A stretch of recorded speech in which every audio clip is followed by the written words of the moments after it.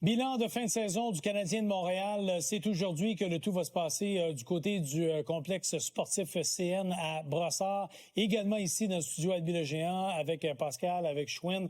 On va en profiter justement pour retourner au complexe sportif pour cette fois parler à notre journaliste Nicolas Cloutier. Parce que, bon, Nicolas, tantôt, on a fait évidemment l'éloge de plusieurs joueurs. Mais faut pas oublier, il y a des besoins, comme Anthony Martineau nous expliquait tantôt, qui pourraient passer via des transactions, bien entendu. Mais aussi, il y a des joueurs avec qui il faut s'entendre, hein, des joueurs là, qui arrivent justement avec des contrats à renouveler. Tu t'es penché sur cette question-là. Lorsque tu regardes les noms des joueurs justement qui ont ce type de contrat à renouveler, qui retiens-tu? Oui, avant toute la question des échanges, là, il faut quand même mettre la maison en ordre. Je regarde les joueurs autonomes avec compensation du côté du Canadien. Il va y en avoir 4. Donc, Kirby Dach, Zachary Bolduc, Arber Xhekaj et Joe Veleno. Et le cas le plus intéressant, c'est certainement celui de Kirby Dach. Parce que si d'ici le 29 juin, 5 heures, le Canadien ne soumet pas une offre qualificative de, tenez-vous bien, 4 millions à Kirby Dach, eh bien, le Canadien perd les droits de Kirby Dach. Kirby Dach deviendrait joueur autonome sans compensation. Donc, on peut encore s'entendre avec lui, mais lui, il pourrait parler aux autres équipes et il deviendrait libre comme l'air. Alors, vous allez me dire, vous pouvez dire ce que vous voulez sur Kirby Dach. Kent Hughes a dépensé des actifs importants pour l'acquérir et Kent Hughes n'aime jamais gaspiller un actif. Alors, qu'est-ce qu'on va faire? Est-ce qu'on va vouloir échanger Kirby Dach avant de devoir trancher sur cette épineuse question? Est-ce qu'on va vouloir ne pas le qualifier et s'entendre avec lui sur nos termes comme joueur autonome sans compensation? Beaucoup de questions à venir de ce côté-là. Zachary Bolduc, lui, joueur autonome avec compensation aussi, mais il n'aura pas de droit d'arbitrage, donc il aura moins de pouvoir de négociation. Et je regardais du côté de Puckpedia, la référence en termes de masse salariale. L'espace projeté là, du Canadien cet été est de tout au plus 11 millions. Vous allez me dire, 11 millions, c'est beaucoup. Disons qu'on en donne 4 à Kirby Dach. Disons qu'on en donne 3 à Zachary Bolduc. Bien, déjà, 7 millions qui s'envolent, il en reste quoi? 4 millions de plus pour des échanges, pour des embauches. C'est pas un été où le Canadien aura énormément de marge de manœuvre. Si tu veux faire une grosse acquisition, il y a de l'argent qui devra sortir des coffres.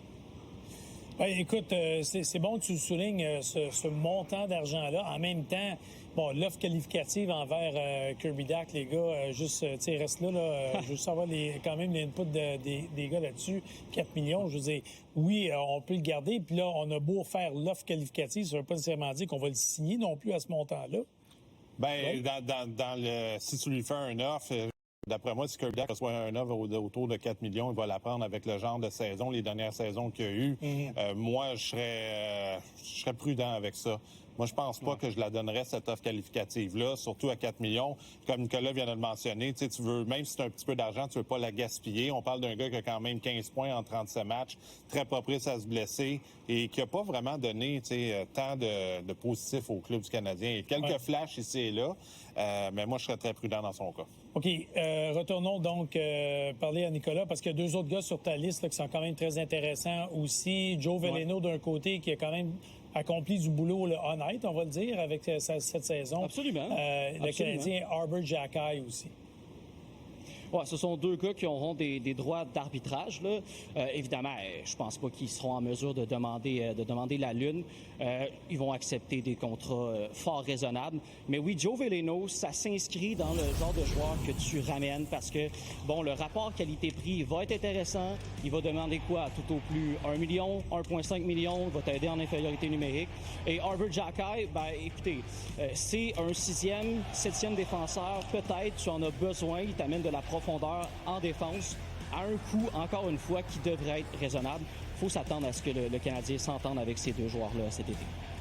OK, bien ça, c'est intéressant à entendre de ta part. Là, maintenant, il y a quand même des jeunes aussi au sein de l'organisation qui sont admissibles, eux, à des prolongations de contrats.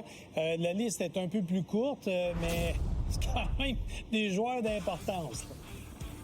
Oui, parce que je veux juste être précis là-dessus, Michel, leurs contrats ne sont pas à renouveler.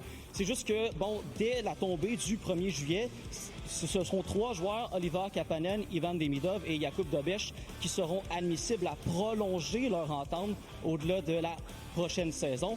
Jakub Dobeš, dossier qui devient fascinant, les gars. Oh, je sais qu'on a des gardiens sur notre panel aujourd'hui parce que, oui, l'échantillon est peut-être petit, vous me direz, Mais si tu réussis à t'assurer des services de Dobeš immédiatement, ben ça pourrait devenir un aubaine dans les prochaines années s'il continue justement sa progression.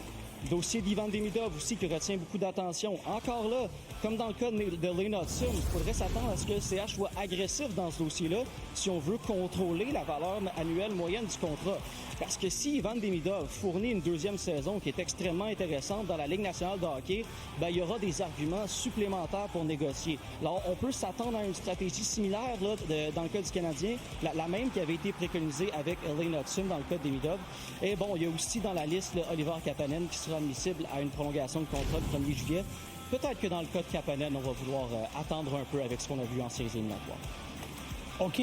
Nicolas, merci de t'avoir fait ce bilan. Ce sera des choses, évidemment, à surveiller. Puis qu'on parle de devoirs, évidemment, pour l'organisation au cours de la période estivale.